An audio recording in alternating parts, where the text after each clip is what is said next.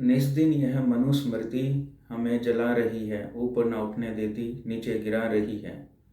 मनुवादियों और क्षत्रियों को बनाया अफसर, हमें पुराने उतरन पहनो बता रही है। नमस्कार दोस्तों, मैं हूं चरण सिंह और अंबेडकर पुराण में आपका स्वागत है।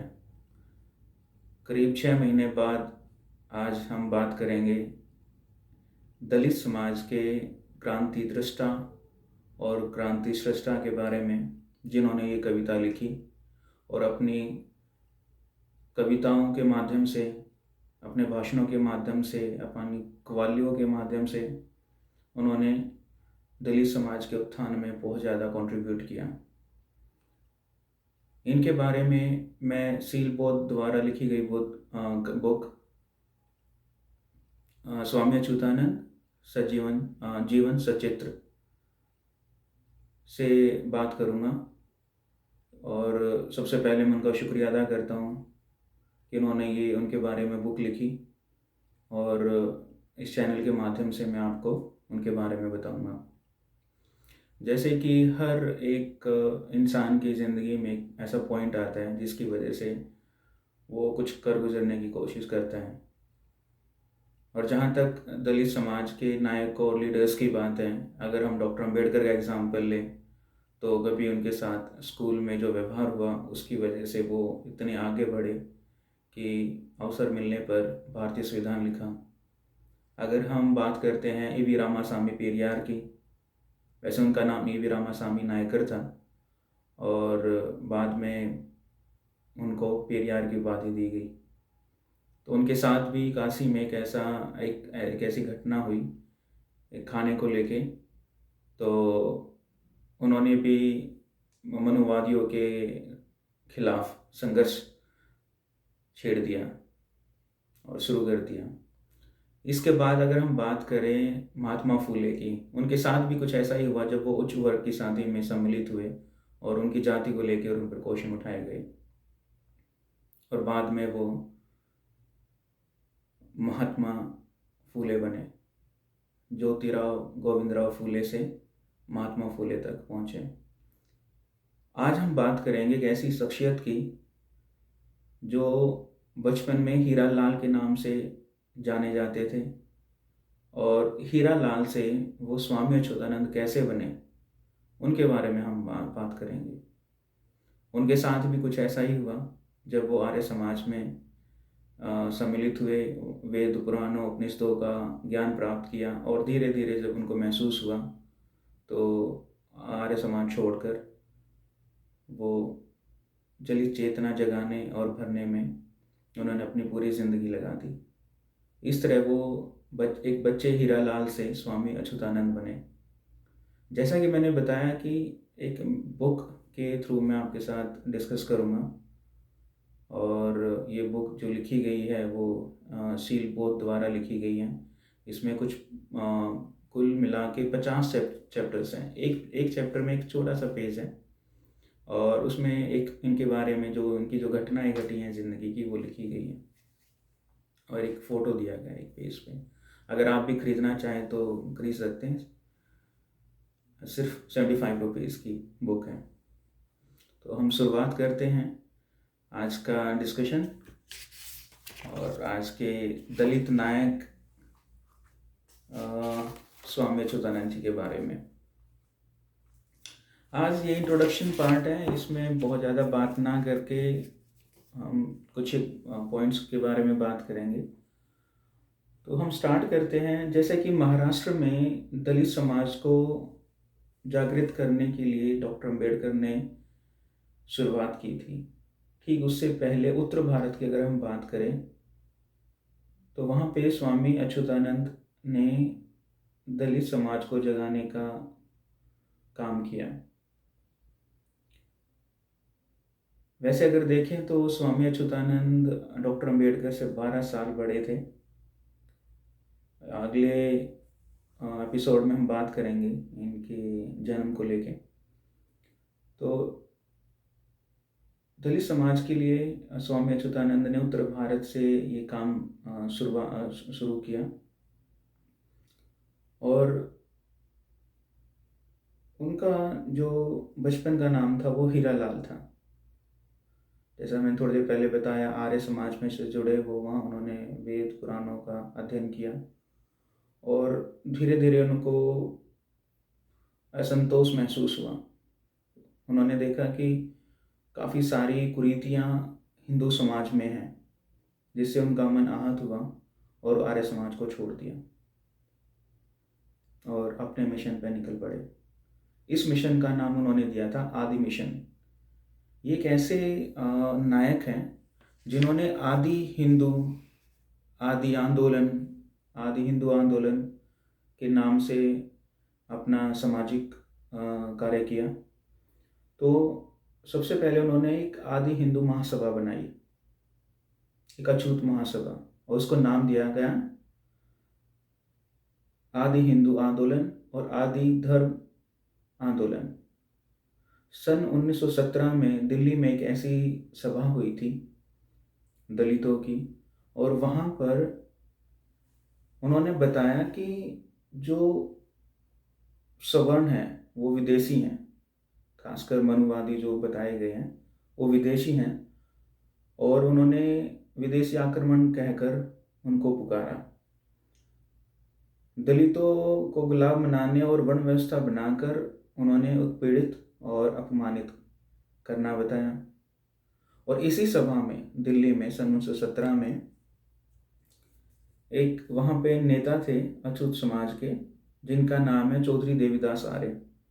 इन्होंने स्वामी अच्युतानंद को एक नया नाम दिया। आर्य समाज में इनको जाना जाता था स्वामी हरिहर आनंद, और यही एक चौधरी देवीदास आर्य हैं जिन्होंने इनको स्वामी अच्युतानंद हरिहर की उपाधि दी थी। उसके बाद से ये इस नाम से जाने जाने लगे थे।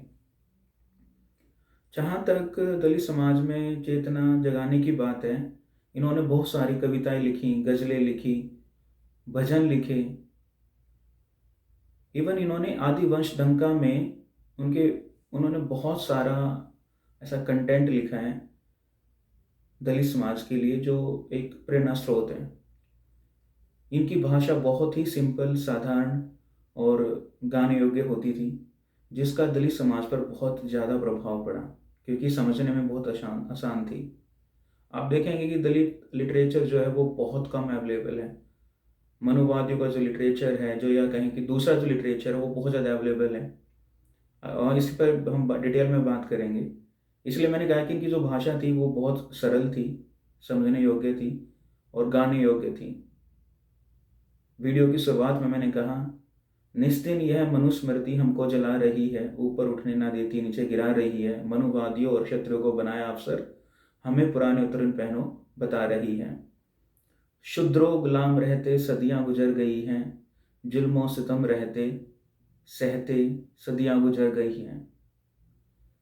सभ्य सबसे हिंद के प्राचीन हकदार हैं हम, था बनाया शूद्र हमें, थे कभी सरदार हम।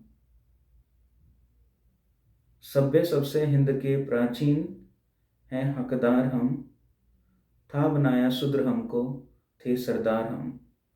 अब नहीं है जमाना जुल्म हरिहर मत सहो, तोड़ दो जंजीरें अब गुलामी मत सहो। एक बहुत छोटा सा उदाहरण है उनके द्वारा लिखी गई एक कविता का। ये आदिवंश डंका में लिखी गई है। तो स्वामी जी ने आदि मिशन के प्रचार के लिए दिल्ली के अलावा भारत के काफ़ी शहरों में भ्रमण किया। वो उत्तर प्रदेश, पंजाब, हिमाचल, मध्य प्रदेश, उत्तरांचल, बिहार, पश्चिम बंगाल, महाराष्ट्र, आंध्र प्रदेश और मद्रास के अनेक शहरों में घूमे और अछूत महासभाओं को संबोधित किया। प्रयाग यानी कि उत्तर प्रदेश के कुंभ मेले में संत रविदास जयंती के एक विशाल सम्मेलन में दलित समाज में चेतना जगाई। और उत्तर प्रदेश में स्वामी जी ने महाराष्ट्र से पहले, क्योंकि जैसे हमने बात की डॉक्टर अम्बेडकर ने वहाँ सामाजिक कार्य की शुरुआत की थी, तो उससे पहले इन्होंने एक दलित लेखन कार्य शुरू कर दिया था, जिसकी अभी हमने थोड़ी देर पहले कुछ पंक्तियाँ ली थी। स्वामी जी ने रामराज न्याय, माया बलिदानी नाटक लिखे, जो सभाओं के बाद जब भी इनकोई सभा होती थी तो वहाँ पे मंच पे कार्यक्रम होते थे, तो इन नाटकों को वहाँ पे मंचित किया जाता था। इसी कड़ी में स्वामी अच्युतानंद ने एक अखबार निकाला जिसका नाम था अछूत।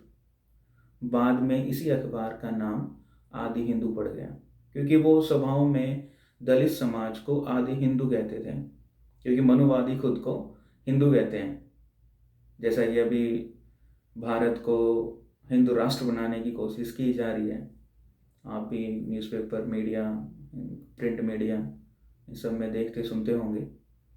तो स्वामी अच्युतानंद का कहना था कि हम भारत के मूल निवासी हैं, हम आदि निवासी हैं, आदि हिंदू हैं। तो उन्हीं को टक्कर देने के लिए इन्होंने इस शब्द का प्रयोग करते थे, आदि हिंदू। तो इसी अखबार का नाम अछूत से आदि हिंदू पड़ा। और ये सारा काम जब देखते हैं, कव्वाली, कविताएं, गज़लें, तो स्वामी अच्युतानंद को दलित साहित्य का प्रवर्तक भी कहा जाता है। आगे अगर हम देखें इनका कंट्रीब्यूशन, 1920-22 के आसपास प्रिंस ऑफ वेल्स आए थे भारत में। स्वामी Achyutanand was such a great personality at that time. He had submitted a notice or a kind of a letter to see Prince of Wales. इन्होंने उस लेटर में 17 पॉइंट्स दिए थे, जिनको हम कह सकते हैं 17 सूत्रीय मांग पत्र। उस मांग पत्र में कुछ एक पॉइंट्स थे, जैसे दलितों की शिक्षा, पृथक निर्वाचन क्षेत्र, स्थानीय निकायों तथा सरकारी नौकरियों में भागीदारी, जो कि आज भी एक बहुत बड़ा क्वेश्चन है, सरकारी नौकरियों में भागीदारी। मैं एकेडमिक फील्ड से आता हूँ, एसोसिएट प्रोफेसर हूँ, तो इस फील्ड में जहाँ तक SC, ST, OBC की भागीदारी की बात है, बहुत भयावह स्थिति है, बहुत ज़्यादा। अपने लेवल पे मैंने कुछ काम भी किया है, और आप देख सकते हैं बहुत सारे कंटेंट अवेलेबल हैं, बहुत बार इस पे डिस्कशन भी हुआ है, इवन पार्लियामेंट में भी डिस्कशन हुआ था, इस पे क्वेश्चन रेज हुआ था, तो पता चला था कि इन पिछड़े वर्गों की जो भागीदारी है, जहाँ तक एकेडमिक्स की बात है, वो नगण्य है। खैर, इनके अलावा उन्होंने कुछ और मुद्दे उठाए थे इस मांग पत्र में, वो है भूमि आवंटन और अनटचेबिलिटी कैसे खत्म हो, उसका हम कह सकते हैं अस्पृश्यता निवारण। ये सब मांगे उन्होंने इस पत्र में रखी थी। हालांकि ये पॉइंट ऐसा है जहाँ पे कांग्रेस अपने आप में बिजी थी, और सबको पता है कि उन्होंने क्या किया है अनटचेबल्स के लिए। इस पर बाबा साहब ने एक अलग से बुक भी लिखी है कि कांग्रेस और गांधी ने अनटचेबल्स के लिए क्या किया, बाद में डिस्कस करेंगे अगली उसमें। खैर, आखिरी बात आज इस एपिसोड के लिए है, क्या स्वामी जी और डॉक्टर अम्बेडकर मिले थे? अगर मिले थे तो क्या बात हुई थी, क्या विचार विमर्श हुआ? तो डॉक्टर अम्बेडकर और स्वामी जी की भेंट मुंबई में हुई थी। दोनों में विचार विमर्श हुआ और उन्होंने दलितों के हितों पर मिलकर काम करने का प्रण लिया, निर्णय लिया। इस रचना में स्वामी जी के सारे कार्यों को समेटने का प्रयास किया गया है, जहाँ तक इस बुक की बात है। तो डॉक्टर अम्बेडकर से मिलके उन्होंने एक निर्णय लिया कि हम इकट्ठे काम करेंगे दलित समाज के उत्थान के लिए, और जहाँ हो सकेगा अपना हम कंट्रीब्यूशन करेंगे। डॉक्टर अम्बेडकर अपना सबको पता, मुझे बताने की ज़रूरत नहीं है, तो वो अपना काम करते रहे और स्वामी अच्युतानंद जी अपना काम करते रहे। हालांकि दोनों का संघर्ष एक जैसा रहा है जहाँ तक दलित समाज के उत्थान की बात है। आज के लिए इतना ही। कल हम बात करेंगे स्वामी अच्युतानंद जी के जन्म के बारे में और उनकी कुछ और जीवन की घटनाओं की। अंबेडकर पुराण से जुड़ने के लिए बहुत बहुत शुक्रिया। Thank you.